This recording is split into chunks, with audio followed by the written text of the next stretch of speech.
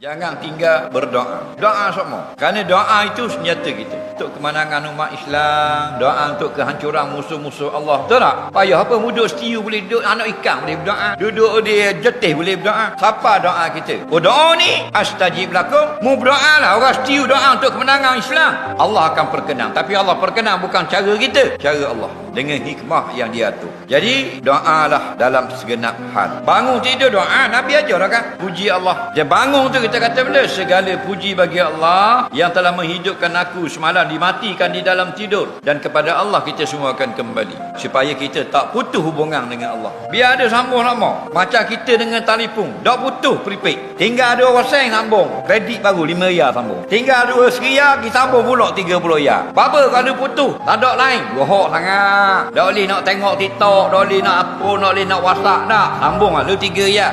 Kita dengan Allah lebih pada tu lagi. Jangan putus. 5 kali sehari dengan salat, lepas pada salat dengan zikir, lepas pada zikir dengan doa.